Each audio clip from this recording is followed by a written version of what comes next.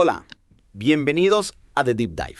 Hoy nos vamos a sumergir en la vida de un artista que seguro te suena familiar, Pablo Picasso. Probablemente lo conozcas por el cubismo, pero en este Deep Dive vamos mucho más allá. Prepárate para descubrir la historia completa, llena de giros y sorpresas. Usaremos la entrada de Wikipedia en español de Picasso, una fuente increíblemente rica en detalles. Exacto, es como Picasso 101, pero con información privilegiada. Verás, no solo repasaremos su cronología, sino que también descubriremos conexiones fascinantes y detalles que revelan la verdadera esencia de su genio. Me encanta. Comencemos por el principio. Picasso nació en Málaga en 1881 y, atención, a los 8 años ya pintaba a óleos. De hecho, su primera obra, El picador amarillo, la conservó durante toda su vida. ¿Te imaginas el apego que debía sentir por esa pintura? Es increíble. Y no solo eso, su familia se mudaba con frecuencia, exponiéndolo a diferentes entornos artísticos desde pequeño. Desde muy joven, Picasso se interesó por retratar a la gente común, un tema que, aunque a veces de forma sutil, atravesaría toda su obra. Increíble. Un artista con conciencia social desde temprana edad. Y hablando de precocidad, a los 14 años entró a una prestigiosa escuela de arte, adelantándose 2 grados. La leyenda dice que su padre, también artista, le cedió sus materiales al reconocer su talento. ¡Qué historia tan inspiradora! Sin duda. Y este detalle nos da una pista sobre la importancia del entorno y el apoyo familiar en el desarrollo de un artista. Ahora bien, hablemos del periodo azul. ¿Te suena familiar? En esta etapa, Picasso utiliza tonos azules para expresar una profunda tristeza. ¿Y qué se debía a esa tristeza? ¿Pudo haber sido por alguna experiencia personal? Efectivamente. En 1901, su amigo íntimo Carlos Casagemas se suicidó. Este hecho marcó profundamente a Picasso, y lo vemos reflejado en obras como El entierro de Casagemas. La paleta de azules fríos transmite una atmósfera de dolor y melancolía que nos conecta directamente con el estado emocional del artista. Es asombroso cómo una experiencia tan personal puede plasmarse en una obra de arte y transmitir emociones tan intensas a quienes la contemplan. En este periodo también se percibe la influencia de otros artistas, como Van Gogh y Gauguin, ¿verdad? Así es. Picasso absorbe elementos de sus estilos, como la intensidad emocional y la simplificación de las formas, para crear su propio lenguaje visual. Y no olvidemos que en esa época frecuentaba los burdeles de Barcelona, una realidad social que también se ve reflejada en algunas de sus obras. ¡Qué interesante! Picasso no se limitaba a pintar lo bello o lo idealizado, sino que abordaba temas complejos y reflejaba la realidad que lo rodeaba. Pero, ¿cómo se produce la transición del azul a una paleta más cálida en el periodo rosa? A partir de 1904, vemos un cambio notable. Picasso adopta tonos rosas y ocres, y sus temas se centran en el mundo del circo. Arlequines, saltimbanquis, personajes marginales. ¿Qué te parece esta transformación? Es fascinante. Es como si hubiera encontrado una nueva luz, una nueva forma de ver el mundo.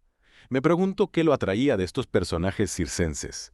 En la familia de Saltimbanquis, por ejemplo, hay una mezcla de realismo y melancolía que me intriga. Picasso se sentía atraído por la vida de los artistas, por su condición de outsiders. En esta época también conoce a Gertrude Stein, una figura clave en su vida, que se convierte en su mecenas y amiga.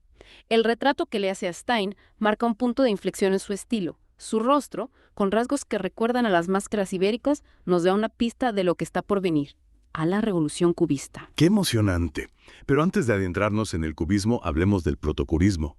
¿Qué factores influyeron en esta transición? ¿Cómo llegó Picasso de la aparente sentimentalidad del periodo rosa a la abstracción del cubismo? Aquí entra en juego varias influencias: la escultura ibérica, el enfoque de Cézanne en las formas geométricas y el arte africano y oceánico que descubre en el Museo de Etnografía de París. Todo esto se fusiona en la mente de Picasso, generando un nuevo lenguaje visual. Claro, es como si estuviera absorbiendo diferentes formas de expresión para crear algo completamente nuevo. Y antes de Las señoritas de Aviñón, considerada la piedra angular del cubismo, ya se percibe este cambio radical en su estilo, ¿verdad? Exactamente.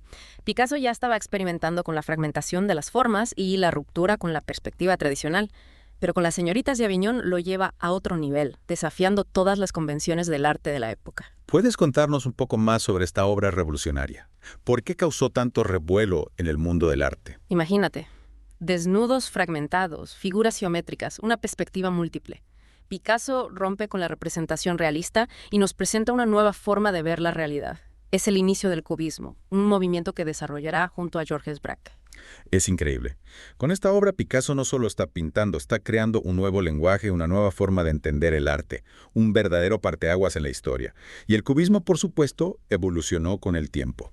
¿Cierto? Por supuesto, pasó de una fase analítica, con formas fragmentadas, a una fase sintética, con el uso del collage y colores más vibrantes. Pero incluso durante este periodo, Picasso no se limita al cubismo. Sigue explorando temas clásicos y experimentando con otros medios, como la escultura. Su creatividad no tenía límites. Es impresionante la cantidad de obras que produjo a lo largo de su vida. La entrada de Wikipedia menciona más de 26.000. Y además de su prolífica producción artística, Picasso también tuvo una vida personal llena de acontecimientos. ¿No es así? Totalmente. Su vida fue un torbellino de romances, dramas y un fuerte compromiso político, que también se reflejó en su obra. Entonces, su vida personal y su arte estaban íntimamente conectados. ¡Qué interesante! ¿Y podrías contarnos un poco más sobre su obra Guernica? Sé que es una de sus obras más emblemáticas y que tiene un fuerte mensaje político. Guernica es una obra monumental que Picasso pintó en 1937 como respuesta al bombardeo de la ciudad vasca del mismo nombre durante la Guerra Civil Española. Es un grito de dolor y una denuncia contra la brutalidad de la guerra. Es impactante cómo Picasso logra transmitir tanto dolor y caos a través de su estilo cubista. ¿Crees que esta obra tuvo algún impacto real en la sociedad de la época? Sin duda. Guernica se convirtió en un símbolo universal contra la guerra y un referente del compromiso político de Picasso. Su impacto fue inmediato y sigue resonando hasta nuestros días. Es una muestra del poder del arte para generar conciencia y movilizar a las personas. Pero antes de adentrarnos en la faceta política de Picasso, me gustaría retomar su vida personal. Mencionaste que tuvo una vida amorosa bastante intensa. ¿Cómo influyeron las mujeres en su arte? Las mujeres fueron una fuente de inspiración constante para Picasso. Sus relaciones amorosas, sus musas, se ven reflejadas en muchas de sus obras. Por ejemplo, su primera esposa, Olga Koklova, bailarina de los ballets rusos, lo introdujo en un mundo de elegancia y sofisticación que podemos apreciar en algunas de sus pinturas de la época. Es cierto. Recuerdo haber visto algunos retratos de Olga con un estilo más clásico, que contrasta con la abstracción del cubismo. ¿Dirías que Picasso modificó su estilo para complacer a su esposa? Es posible que haya habido cierta influencia, pero Picasso nunca abandonó del todo la experimentación. Incluso en esta época, encontramos obras que combinan elementos cubistas con un estilo más figurativo. Es como si estuviera buscando un equilibrio entre la tradición y la vanguardia. Me parece fascinante esa capacidad de Picasso para fusionar diferentes estilos y crear algo completamente nuevo. ¿Y qué me dices de su relación con los ballets rusos? ¿Cómo influyó esta experiencia en su arte? Su colaboración con los ballets rusos fue muy fructífera. Diseñó vestuario y escenografías para varios ballets, incorporando elementos cubistas y surrealistas que rompían con la estética tradicional. Imagínate el impacto visual de estas obras, con bailarines disfrazados de personajes extravagantes y decorados que desafiaban las leyes de la perspectiva. Debió ser un espectáculo increíble.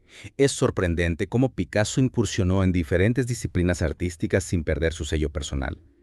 Y hablando de diferentes etapas, mencionaste que su matrimonio con Olga se deterioró y que tuvo una relación con Marie-Thérèse Walter. Se puede apreciar su influencia en la obra de Picasso. Totalmente. A partir de 1927, la figura de Marie-Thérèse se convierte en una presencia constante en sus pinturas.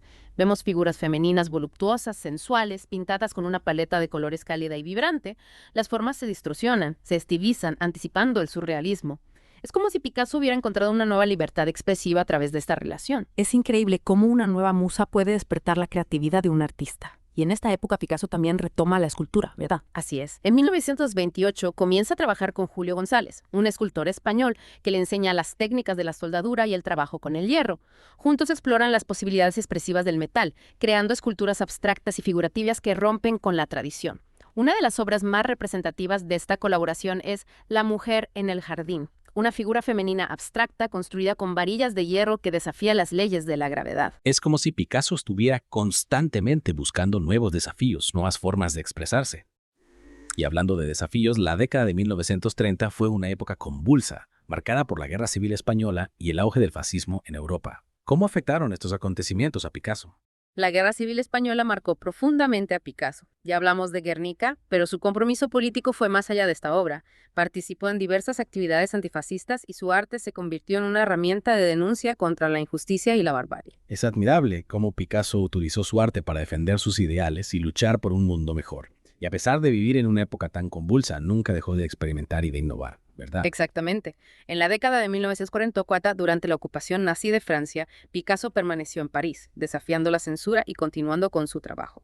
En 1944, escribió una obra de teatro surrealista, El deseo atrapado por la cola, que refleja la angustia y la absurdidad de la guerra. Qué interesante. A pesar de las dificultades, Picasso seguía encontrando formas de expresarse y de conectar con su público. Y después de la guerra, ¿qué rumbo tomó su vida? Tras la guerra, Picasso se traslada al sur de Francia, donde inicia una relación con Françoise Gillot, una joven pintora que se convertirá en su compañera y la madre de sus hijos, Claude y Paloma. Otra nueva musa. ¿Y cómo influyó Françoise en su obra? Con Françoise, las pinturas de Picasso adquieren un nuevo brillo, se vuelven más luminosas y alegres, con una paleta de colores vibrantes y escenas de la vida cotidiana en el sur de Francia.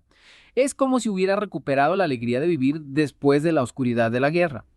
En esta época también explora la cerámica, creando piezas únicas que reflejan su pasión por el Mediterráneo y la cultura clásica. Es increíble cómo cada etapa de su vida, cada relación, cada experiencia se ve reflejada en su arte. Picasso era un artista en constante evolución, siempre buscando nuevas formas de expresión. Y en 1949 crea la famosa Paloma de la Paz, un símbolo universal del pacifismo. Exacto. La Paloma de la Paz se convirtió en un icono del movimiento pacifista y un símbolo de esperanza en un mundo marcado por la Guerra Fría. Es una muestra más del compromiso social y político de Picasso. Es inspirador ver cómo un artista puede utilizar su talento para promover la paz y la justicia social. Y después de Françoise, ¿hubo alguna otra mujer importante en la vida de Picasso? En 1953, Picasso se separa de Françoise y comienza una relación con Jacqueline Roque, quien se convertirá en su última esposa. Jacqueline fue la musa de Picasso durante sus últimos años. Su presencia se puede apreciar en numerosos retratos y en la atmósfera serena y meditativa de muchas de sus obras de este periodo. Es conmovedor pensar que Picasso encontró la paz y la estabilidad junto a Jacqueline en sus últimos años de vida. Y a pesar de su avanzada edad, nunca dejó de crear, ¿verdad? Así es. En la década de 1960, Picasso entra en la última etapa de su carrera, pero su producción artística no se detiene. Se dedica a reinterpretar obras maestras del arte como Las Meninas de Velázquez con su propio lenguaje visual. Su pasión por la creación lo acompañó hasta su muerte en 1973, a la edad de 91 años. ¡Qué vida tan intensa y productiva! Hemos recorrido un largo camino desde sus inicios como niño prodigio hasta su consagración como uno de los artistas más influyentes del siglo XX. Y a través de este recorrido hemos podido apreciar la complejidad y la riqueza del universo creativo de Picasso, su capacidad de innovación, su constante experimentación, su compromiso social y político, su pasión por la vida. Todo esto se ve reflejado en su obra, que sigue inspirando y fascinando al mundo entero. Picasso nos demostró que el arte puede ser un reflejo de la sociedad, de sus alegrías y sus tragedias. Y también nos enseñó que la innovación no tiene límites, que siempre se pueden encontrar nuevas formas de expresión. Sin duda. Picasso nos invita a mirar el mundo con otros ojos, a cuestionar lo establecido y a buscar la belleza en lo inesperado. Y aunque su obra pueda parecer a veces compleja o incluso desconcertante, siempre hay algo en ella que nos atrapa, que nos hace pensar y sentir. Es la magia de Picasso, su capacidad de conectar con nuestro subconsciente, de despertar emociones profundas a través de formas, colores y texturas. Y creo que esa es la clave de su perdurabilidad.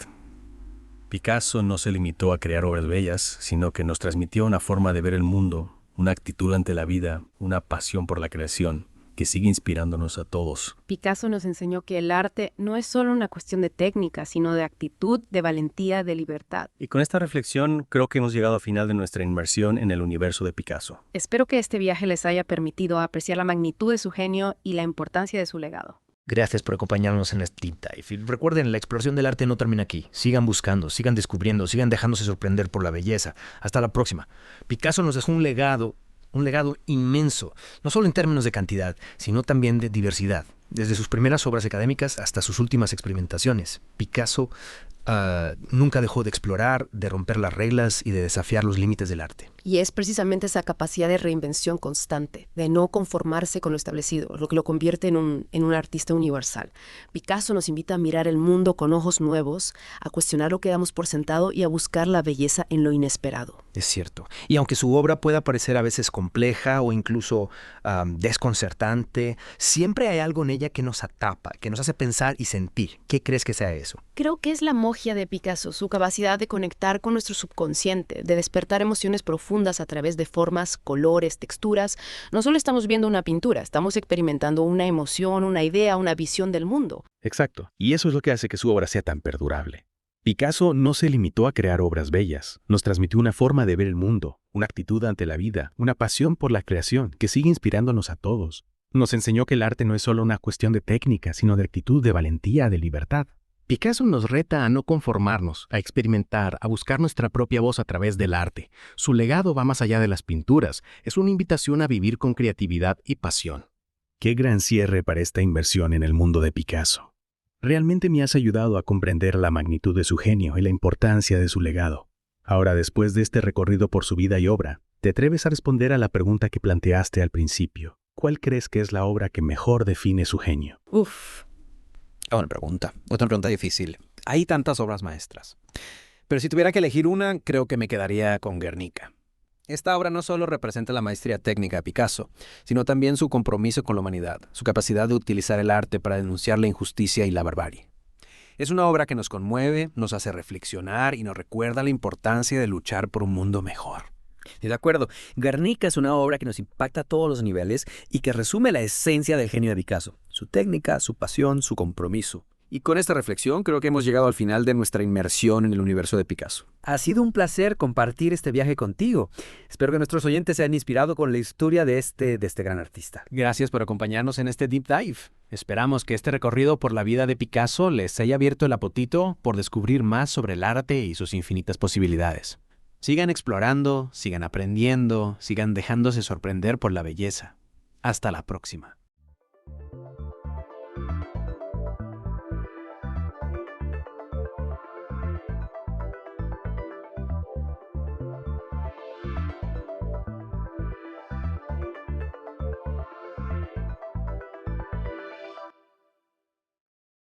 Hola a todos, bienvenidos a una nueva inmersión. Hoy nos vamos a sumergir en la historia del Imperio Inca, usando como fuente la Wikipedia en español. Y como siempre no nos vamos a quedar solo con lo básico, vamos a ir más allá para descubrir detalles que a veces se nos escapan, esos pequeños detalles que hacen la historia más interesante. Totalmente, el Imperio Inca o Tahuantinsuyo era una civilización súper compleja y rica con una historia que va mucho más allá de su final, digamos, trágico, con la conquista española. Sí.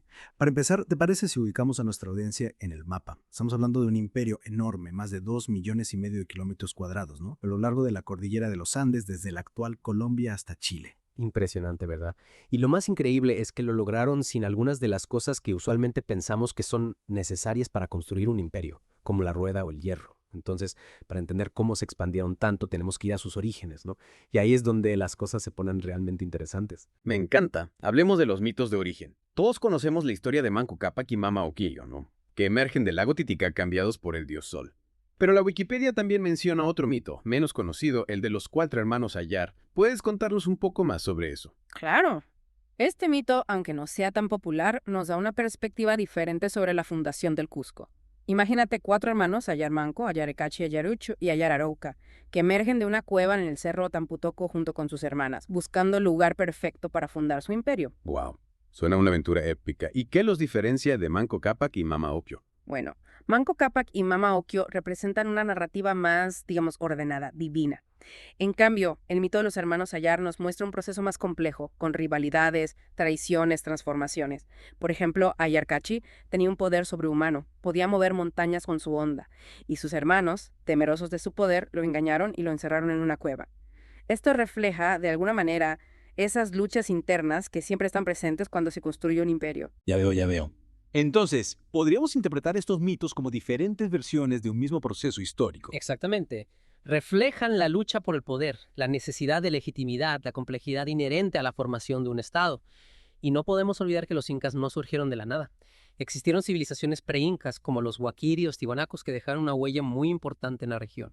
Los incas adoptaron y adaptaron elementos de estas culturas, creando una síntesis única que les permitió construir su imperio. Es fascinante cómo las civilizaciones se van influenciando unas a otras a lo largo del tiempo. Y hablando de construir imperios, ¿cómo lograron los incas pasar de un pequeño reino en Cusco a dominar una región tan vasta? Ahí entran figuras clave como Pachacuti, Tupac Yupanqui y Huayna Capac. Pachacuti, considerado el verdadero fundador del imperio, no solo expandió el territorio inca, sino que también reorganizó el estado, sentando las bases para el sistema imperial. Dividió el imperio en 4 regiones o suyos, un sistema que les permitió administrar eficazmente un territorio tan extenso. Entonces, Pachacuti fue quien plantó la semilla del Tahuantinsuyo como lo conocemos. Sin duda. Y sus sucesores, Tupac Yupanqui y Huayna Capac, continuaron con la expansión, consolidando el control inca sobre los Andes. Tupac Yupanqui, un gran estratega militar, extendió el imperio hacia el sur, llegando hasta el río Maule, en Chile, mientras que Huayna Capac, a pesar de enfrentar rebeliones y desafíos, logró mantener la unidad del imperio. Pero, si no me equivoco, Huayna Capac también fue responsable de una decisión que, sin querer, debilitaría al imperio. Me refiero a la división del imperio entre sus hijos. Cierto. Al dividir el imperio entre sus hijos, Huasca y Atahualpa, Huayna Capac abrió la puerta a una guerra civil que dejaría al Tahuantinsuyo vulnerable en el peor momento posible, justo cuando los españoles llegaban a sus costas. ¡Qué giro del destino! Es increíble cómo eventos que parecen aislados pueden tener consecuencias tan grandes. Absolutamente. La historia está llena de esos momentos cruciales donde una decisión, un evento, desencadena una serie de consecuencias imprevistas. Y en el caso del Imperio Inca, la llegada de los españoles marcaría un antes y un después, un tema que vamos a explorar en la próxima parte de nuestra inmersión. Ya quiero escucharlo. Pero antes de pasar a la conquista, me gustaría profundizar un poco más en la organización social del Imperio Inca. ¿Cómo funcionaba esa sociedad tan compleja? Con gusto. La base de la sociedad inca era el Ihayu, una comunidad familiar que trabajaba la tierra en conjunto. Era una unidad social y económica fundamental basada en la reciprocidad y la solidaridad. Y aquí es donde vemos otra faceta fascinante del Imperio Inca, el principio de dualidad. Ah, sí. He oído hablar mucho de la dualidad inca. ¿Puedes explicarnos de qué se trata? Claro. La dualidad era un concepto fundamental que impregnaba todos los aspectos de la vida inca. Se basaba en la idea de que el mundo se compone de pares opuestos pero complementarios. Hanan y Kurin, arriba y abajo, masculino y femenino. Esta dualidad se reflejaba en su organización social, en su cosmovisión, incluso en su arquitectura.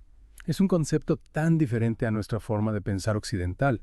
Nos cuesta comprender cómo un sistema basado en la oposición puede funcionar de manera tan efectiva. Es cierto. Pero para los incas, la dualidad no representaba un conflicto, sino un equilibrio. Era la clave para mantener la armonía en el cosmos y en la sociedad. Y esta armonía se reflejaba en su sistema social que, aunque jerárquico, se basaba en la idea de reciprocidad y responsabilidad colectiva. Entiendo. Entonces, aunque existía una jerarquía social, todos tenían un rol que cumplir y una responsabilidad hacia la comunidad. Exactamente. Y para comprender mejor esta jerarquía, debemos analizar las diferentes clases sociales que componían el Imperio Inca. En la cima de la pirámide social se encontraba el Sapa Inca, considerado el hijo del sol y gobernante absoluto. Debajo de él se encontraba la nobleza, compuesta por familiares del Inca y personas que habían destacado por sus servicios al imperio. Y me imagino que la gran mayoría de la población estaba compuesta por los Hatun Runa, ¿verdad? Los campesinos que trabajaban la tierra. Así es, los Hatun Runa eran la base de la economía inca. Tenían la obligación de pagar tributos al Estado a través del sistema de mita, que consistía en trabajar para el Estado por un periodo determinado. Este sistema les permitía a los incas construir sus impresionantes obras públicas, como caminos, templos y sistemas de irrigación. Es interesante cómo la mita funcionaba como una especie de impuesto, pero en forma de trabajo. Podríamos decir que era similar al sistema feudal europeo. Es una comparación interesante, pero con diferencias importantes. En la Europa feudal, los siervos estaban atados a la tierra y a un señor feudal. En el Imperio Inca, la mita era un servicio al Estado, no un individuo. Y además, los Hatun Runa conservaban la propiedad de sus tierras y tenían derecho a la reciprocidad por parte del Estado. Eso significa que el Estado inca debía asegurar el bienestar de sus ciudadanos a cambio de su trabajo. Es un concepto bastante avanzado para la época, ¿no? Sin duda. El Imperio Inca era una sociedad compleja, con un sistema social y económico que, aunque diferente al nuestro, funcionaba de manera efectiva. Y para comprender su éxito, debemos ir más allá de los estereotipos y analizar su historia desde una perspectiva más amplia. Me parece fascinante. Y justo antes de la pausa, me gustaría preguntarte sobre algo que me ha intrigado. Tenían los incas un sistema de escritura. He oído hablar de los quipus, pero no sé mucho sobre ellos. Excelente pregunta. Y una que ha generado mucho debate entre los historiadores. Los quipus eran un sistema de cuerdas anudadas que se usaban para registrar información numérica, como censos, inventarios o registros de impuestos, pero algunos investigadores creen que los quipus podrían haber codificado información más compleja, incluso narrativa. Entonces, podríamos decir que los incas tenían una forma de escritura no alfabética. Es una posibilidad. Y para añadir más misterio, también se ha especulado sobre la existencia de otros sistemas de escritura, como los tocapus, diseños geométricos grabados en piedra o cerámica, que podrían haber tenido un significado simbólico o incluso fonético. Es increíble pensar que aún hay tanto que descubrir sobre el Imperio Inca. Realmente estamos solo arañando la superficie de una civilización fascinante. Así es. El Imperio Inca nos deja con más preguntas que respuestas, pero esta es la belleza de la historia, ¿no crees? Nos invita a seguir investigando, a cuestionar nuestras suposiciones y a maravillarnos con la creatividad y la capacidad de adaptación del ser humano. Si retomamos nuestra inmersión en el Imperio Inca, nos quedamos hablando de la posibilidad de que tuvieran sistemas de escritura más allá de los quipus. Sí, es fascinante pensar que podrían haber existido otras formas de registrar información, como los tocapus, ¿verdad? Esos diseños geométricos que mencionabas. Exacto. Aunque su significado sigue siendo un misterio para nosotros, algunos estudiosos sugieren que podrían haber sido una forma de escritura, ya sea pictográfica o ideográfica. Imagínate la cantidad de información que podríamos descubrir sobre la cultura inca si logramos descifrar esos códigos. Sería un descubrimiento increíble. Pero incluso sin una escritura alfabética como la que conocemos nosotros, los incas lograron construir un imperio enorme y sofisticado. ¿Cómo funcionaba su economía en un territorio tan vasto? La economía inca se basaba principalmente en la agricultura, pero no era cualquier tipo de agricultura.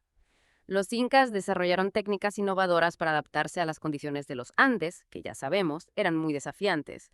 Por ejemplo, construyeron sistemas de terrazas, los famosos andenes, que les permitían cultivar en las laderas de las montañas. Esas terrazas son realmente impresionantes. He visto fotos, pero me imagino que verlas en persona debe de ser impactante.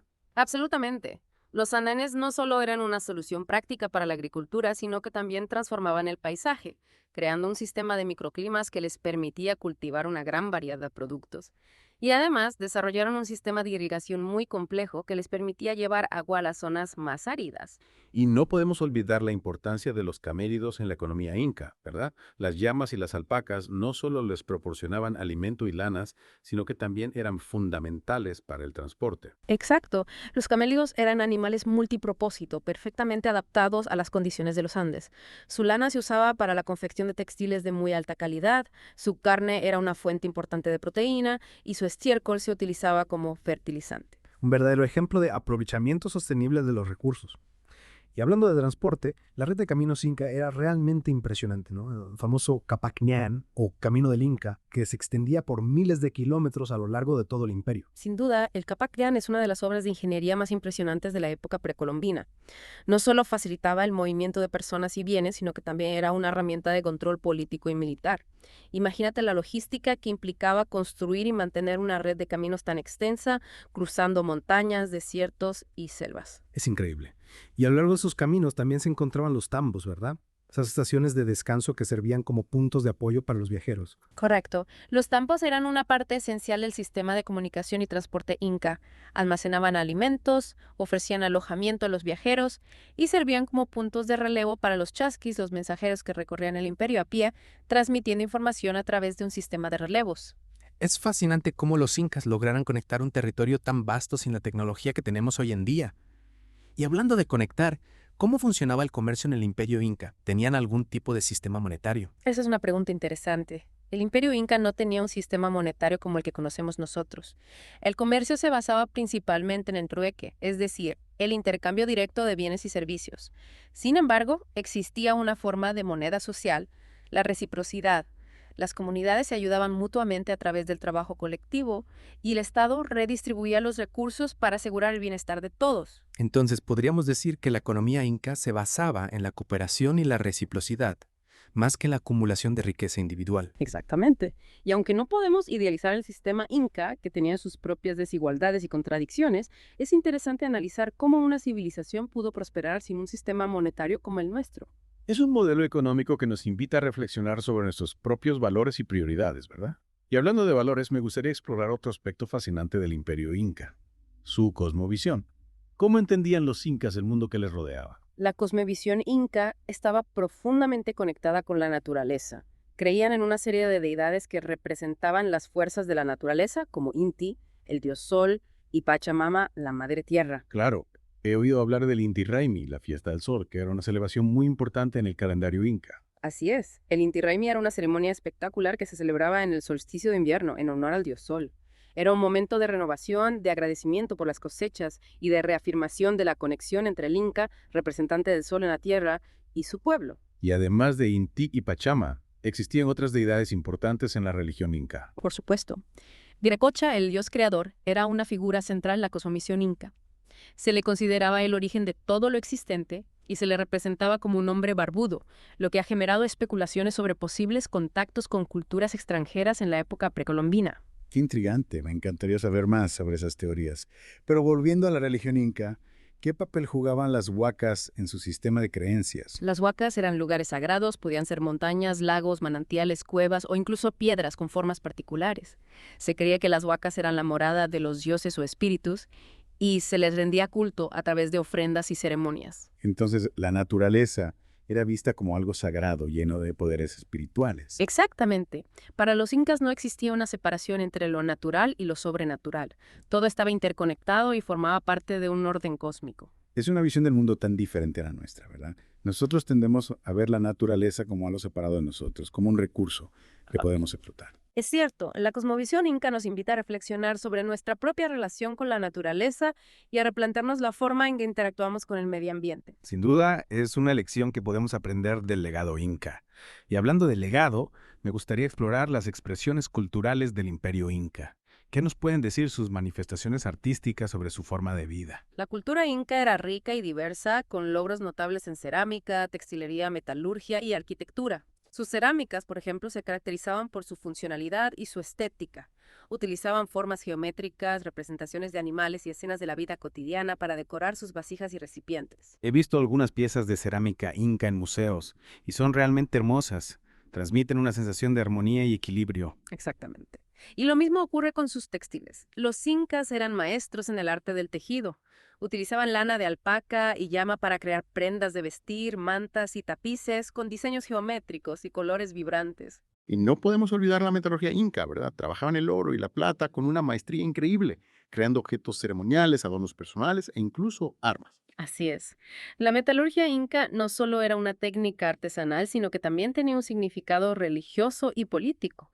El oro, por ejemplo, se asociaba con el dios Sol y se utilizaba para crear objetos que representaban el poder del inca. Es fascinante cómo los incas integraban el arte y la religión en todos los aspectos de su vida. Y hablando de arte, no podemos dejar de mencionar la arquitectura inca, que es una de las expresiones más impresionantes de su cultura. Sin duda.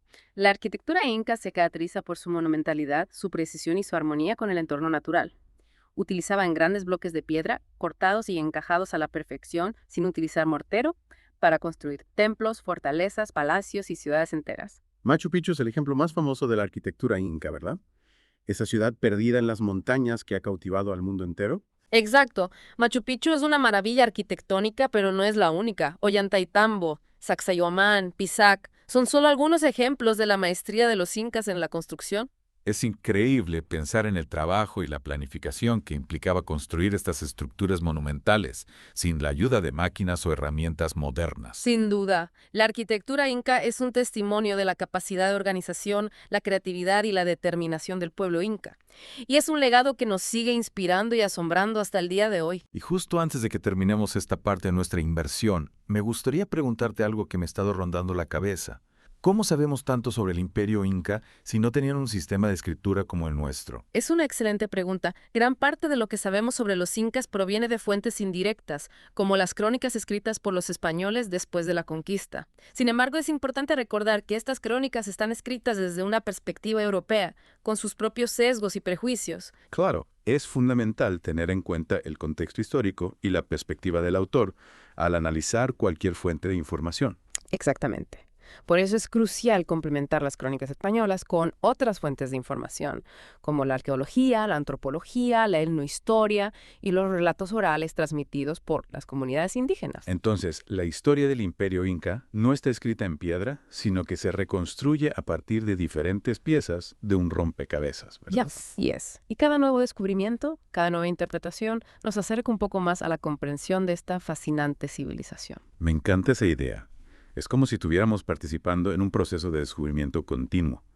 Y con esa sensación de intriga y curiosidad, te invito a que nos acompañes en la próxima parte de nuestra inmersión, donde exploraremos el encuentro entre el Imperio Inca y los conquistadores españoles, un momento crucial que cambiaría el curso de la historia. Te esperamos en la próxima entrega de nuestra inmersión en el Imperio Inca, para seguir desvelando los misterios de esta civilización milenaria. Retomamos nuestra inmersión en el Imperio Inca. Ya hemos visto cómo esta civilización alcanzó un nivel de desarrollo impresionante en agricultura, tecnología y organización social. Pero como sabemos, su encuentro con los conquistadores españoles marcaría un antes y un después en su historia. Sí, sin duda. La llegada de los españoles en el siglo XVI no fue solo un choque militar, fue también cultural e ideológico. Dos mundos completamente diferentes que chocaron y bueno, ya sabemos las consecuencias, ¿no? Devastadoras para el Tahuantinsuyo. Es fácil caer en la tentación de simplificar la historia y verla como una lucha entre buenos y malos. Pero como ya hemos aprendido, la realidad es mucho más compleja. ¿Qué otros factores, más allá de la superioridad militar, contribuyeron a la caída del Imperio Inca? Un factor importantísimo y que muchas veces no se tiene en cuenta fue el impacto de las enfermedades que trajeron los europeos. Enfermedades como la viruela, el sarampión, la gripe, para las que los indígenas no tenían inmunidad, diezmaron a la población inca, incluso al propio emperador Huayna Cápac. Claro, la viruela fue una epidemia terrible. ¿Cómo afectó este factor a la crisis sucesoria que ya existía, la que mencionamos en la parte anterior? La muerte de Huayna Cápac por viruela agravó la lucha por el poder entre sus hijos Huáscar y Atahualpa. El imperio, debilitado por la enfermedad y la división interna, se volvió mucho más vulnerable a la ambición de los conquistadores. Y hablando de los españoles, no podemos negar que su tecnología militar superior jugó un papel decisivo. Las armas de fuego, los caballos, las armaduras de acero les dieron una ventaja muy clara en el campo de batalla. Totalmente. Pero la tecnología no lo fue todo. La astucia de Francisco Pizarro y sus hombres que supieron aprovechar las divisiones internas del imperio, que supieron establecer alianzas estratégicas con algunos grupos indígenas, también fue fundamental para su éxito. Me viene a la mente la captura de Atahualpa en Cajamarca, un evento que marcó un punto de inflexión en la conquista. ¿Puedes contarnos un poco más sobre este episodio? Por supuesto. En 1532, Pizarro invita a Atahualpa, que ya se consideraba el inca legítimo después de vencer a su hermano Huáscar en la guerra civil, lo invita a una reunión en la plaza de Cajamarca. Atahualpa, confiado en su poderío militar, acude a la cita con un gran séquito, pero desarmado. ¿Y entonces qué pasó? ¿Cómo lograron los españoles capturar al inca? Fue una emboscada muy bien planificada. Los españoles, ocultos en los edificios alrededor de la plaza, atacaron por sorpresa a las tropas incas, utilizando sus armas de fuego y caballos para sembrar el caos y la confusión. Atahualpa fue capturado y hecho prisionero. Es un episodio que aún hoy nos deja con una sensación de incredulidad. ¿Cómo pudo un grupo tan pequeño de españoles derrotar a un imperio tan poderoso? Bueno, como ya mencionamos, fue una combinación de factores. Las enfermedades, la división interna, la superioridad tecnológica, la estrategia. Pero también es importante recordar que la conquista no fue un evento inmediato, fue un proceso largo y complejo, con mucha resistencia y muchas negociaciones. Claro, eso me lleva a otra pregunta. ¿Qué pasó después de la captura de Atahualpa? ¿Los incas se rindieron sin luchar? Para nada. A pesar de la captura del Inca, la resistencia inca continuó durante décadas. Manco Inca, un joven noble que al principio colaboró con los españoles, se rebeló contra ellos en 1536, liderando un levantamiento que sitió Cusco durante casi un año. Entonces la historia de la conquista no es solo una historia de derrota, sino también de lucha, de valentía por parte de los incas. Exactamente. La resistencia inca adoptó muchas formas: la guerra abierta, la guerrilla, la negociación, la adaptación cultural. Incluso después de la caída de Cusco, los incas establecieron un estado independiente en la región de Vilcabamba, el llamado Reino de los Incas de Vilcabamba, que sobrevivió durante casi 40 años. Es una parte de la historia que a veces se olvida, pero que nos muestra la complejidad del proceso de conquista. Y también nos recuerda que el legado inca no se extinguió con la llegada de los españoles. Así es. La cultura inca, aunque transformada por el contacto con la cultura occidental, pervive hasta nuestros días en las comunidades indígenas de los Andes. Su idioma, sus tradiciones, su cosmovisión, su conexión con la naturaleza son un testimonio de la resistencia y la resiliencia de un pueblo que se niega a ser olvidado. Es un mensaje de esperanza y de admiración. A pesar de todas las adversidades, la cultura inca ha logrado sobrevivir y adaptarse a los cambios. Sin duda. Y es nuestra responsabilidad como herederos de este legado valorarlo, protegerlo y difundirlo para que las futuras generaciones puedan aprender de esa sabiduría ancestral. Totalmente de acuerdo. Y con esto llegamos al final de nuestra inmersión en el Imperio Inca. Un viaje fascinante que nos ha llevado desde los mitos de origen hasta la resistencia contra la conquista española. ¿Qué te gustaría dejar como reflexión final para nuestros oyentes? Yo creo que la historia del Imperio Inca nos enseña sobre todo la importancia de comprender la complejidad del pasado, de cuestionar las narrativas dominantes y de valorar la diversidad cultural. El Tahuantinsuyo, con sus luces y sus sombras, es un ejemplo de la capacidad humana para crear, innovar y adaptarse a los desafíos. Su legado nos invita a reflexionar sobre nuestro propio lugar en el mundo y a construir un futuro más justo y sostenible. Muchas gracias por acompañarnos en esta profunda inmersión en el Imperio Inca. Esperamos que este viaje haya sido tan enriquecedor para ustedes como lo ha sido para nosotros. Hasta la próxima.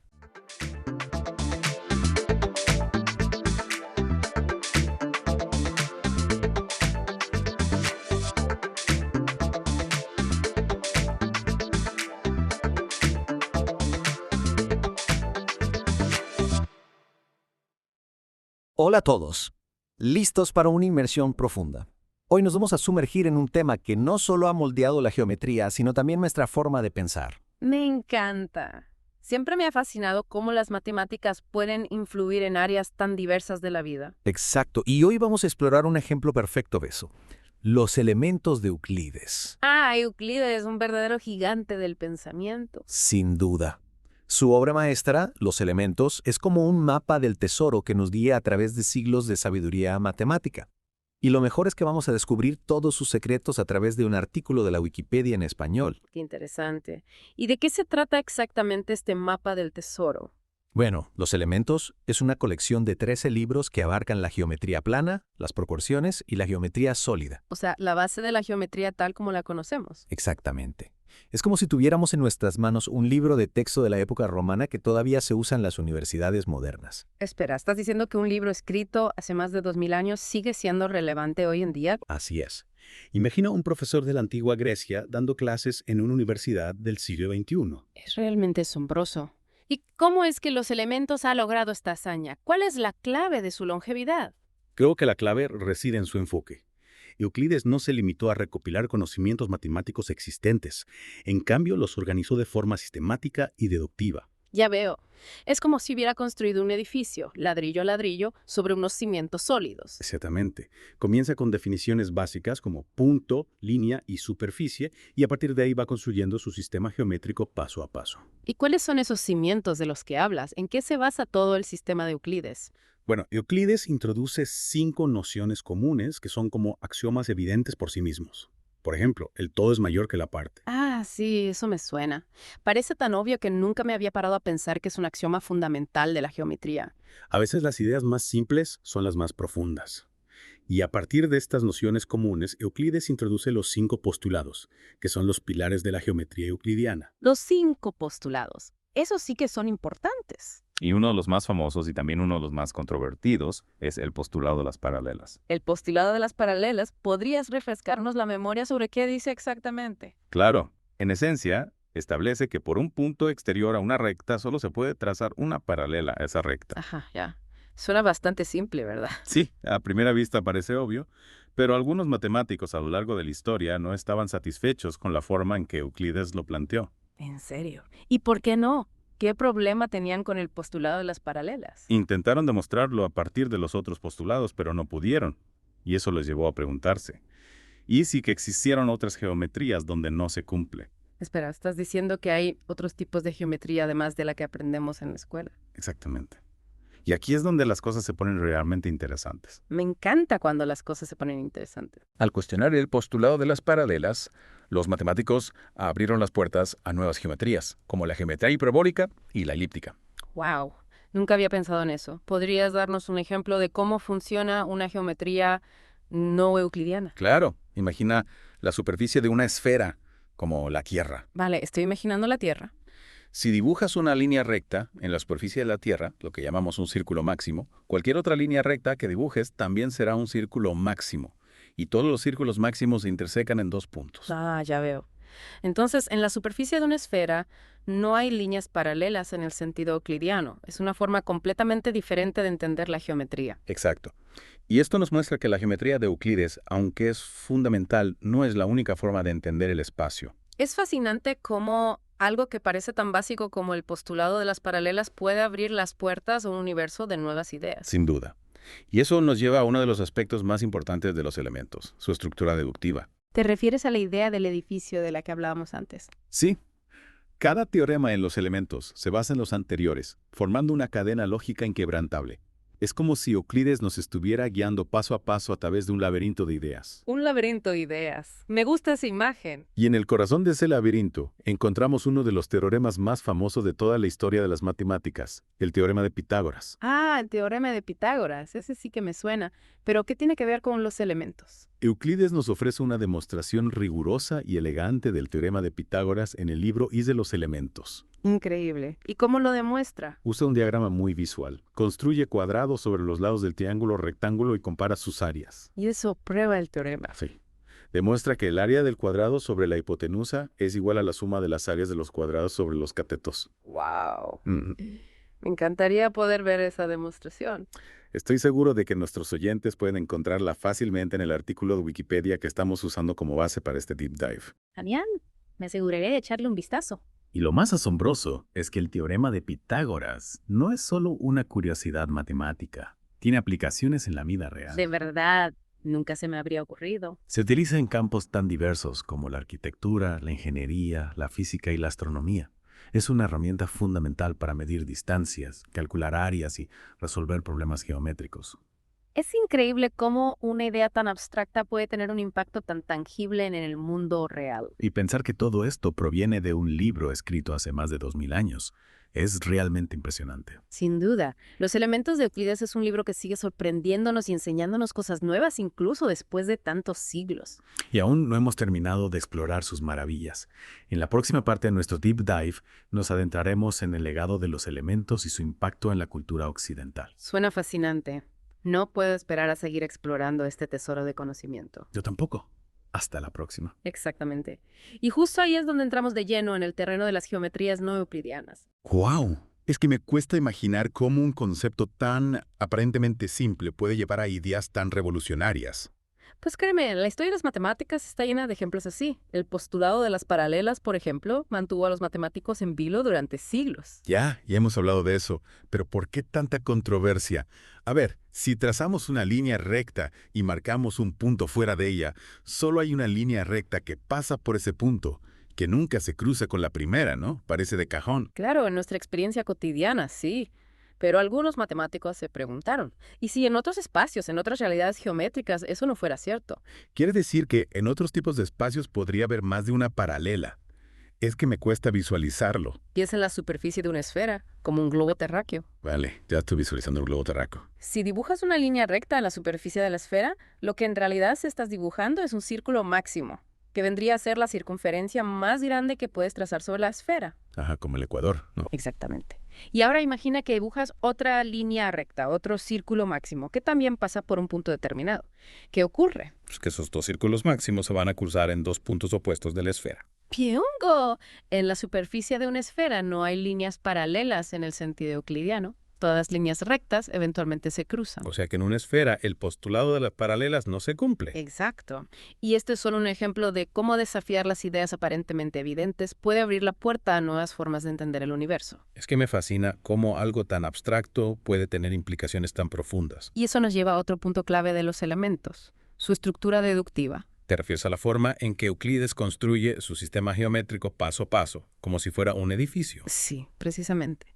Cada teorema de los elementos se basa en los anteriores, formando una cadena lógica sólida e irrefutable. Ya hemos hablado de eso antes, pero ¿puedes recordarnos algún ejemplo concreto de esta estructura deductiva en acción? Claro.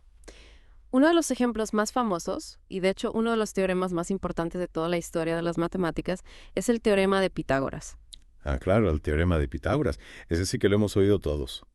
Pero, ¿qué tiene que ver con los elementos? Creía que Pitágoras era anterior a Euclides. Sí, Pitágoras vivió antes, pero Euclides nos ofrece una demostración rigurosa y elegante del teorema en el libro I de los elementos. ¿En serio? ¿Y cómo lo demuestra? Euclides utiliza un diagrama muy visual.